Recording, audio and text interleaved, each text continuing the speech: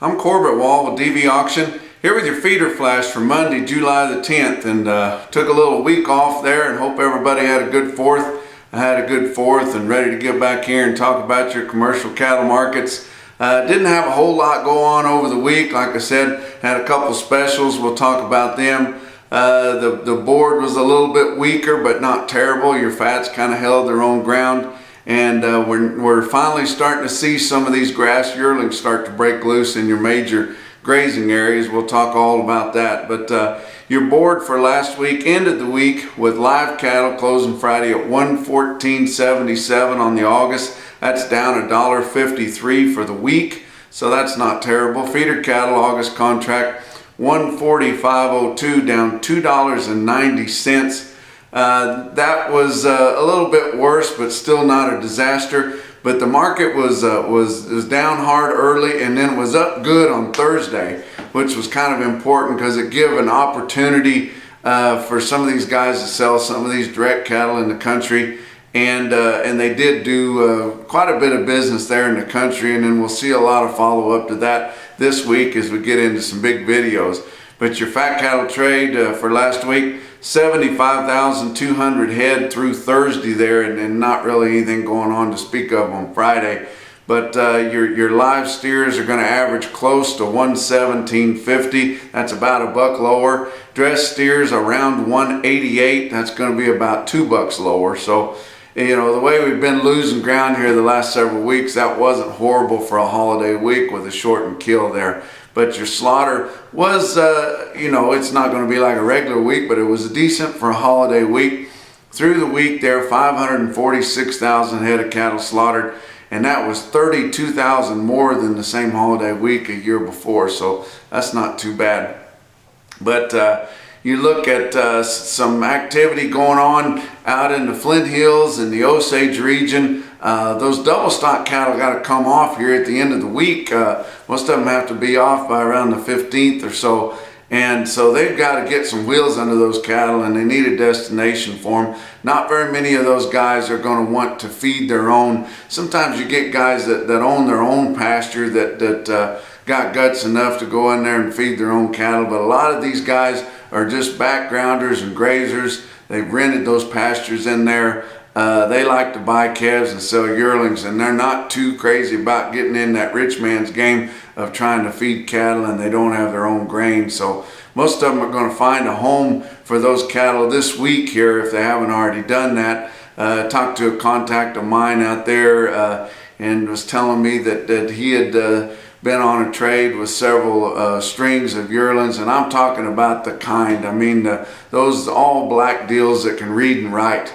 And he told me about a 4-load string there weighing 900 pounds for $1.50. Another big string of 25 loads of steers weigh 865, also bringing $150. Now most of those cattle have a 25 to 50 pound weight stop. Then they're sold on a slide anyway over their base weight, but they'll have a 25 to 50 pound over the base weight stop where they're not going to pay for any more weight. But that's getting pretty normal anymore, and it's not a deal killer. And if you really think about it, it's not costing the guys a whole lot more than that. And if you're worried about it, you need to get a check weight on your yearlings. But that looks like a pretty good deal. But we talked about 150 on 850 to 900 pound steers. I mean the real kind. But most of the cattle that are up through that country turned out there were bought in the southeast.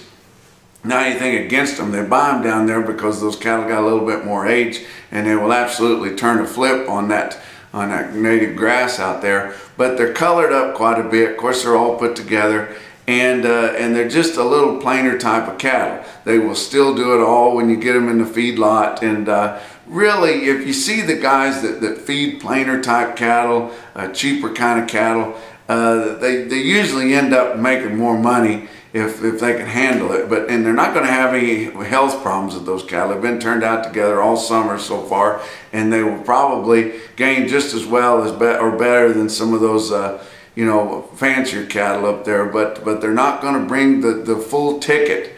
Now you look at the Kansas Directs on Market News, they've got 850 to 900 pound current delivery FOB steers from 146 to 149, averaging around 147.50. I've seen some others sell, like on Joplin's video there on Friday, closer to that 145, weighing in the 8s. So anywhere in there from 145 to 150 on some green yearling steers coming out there weighing in the 8s. But you look at a market that was really on fire there the day after 4th of July. Green City Livestock Market, Green City, Missouri, always has a big special around the 4th of July, and it is a big deal. It's a little bitty town and not a very big sale barn, but they get the strings of yearlings in there. They always have 30 to 40 loads of all black yearlings, and the weigh up is the main thing. They won't have a lot of extra flesh on them. They're not much supplementally fed around there, but it's not that powerful grass like they have out west, but still those cattle have been mostly all slicked off, not carrying a lot of fescue hair or anything like that. But the weigh up you'll get in the ring at Green City will be second to none, and those cattle will be absolutely cut in two. But they had around 4,200 head there on Wednesday. You look at some individual loads that they had. I had a load weighed 614 pounds at 189, a load that weighed 717 at 166 and a quarter, load that weighed 854 at 159 and a quarter. 3 loads weighed from 885 to 900, bring from 153 to 153 and a quarter, and a load of big steers there weighed 947 at 151 and a half.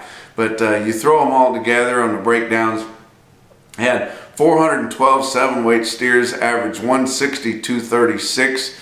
Had nearly 500 8-weight steers, average 154.89.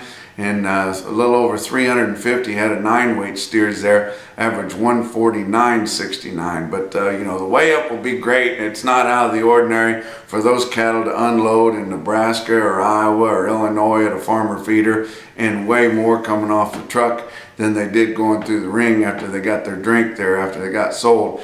But you look at some other quotes. Didn't have a whole lot going on, hardly any sales anywhere. Your real-time index on Beef Market Central ended the week at 144.22, which was down $1.20 from the end of the previous week. But that's a moving average, and they're about to run out of cattle in there because they haven't had a lot of them.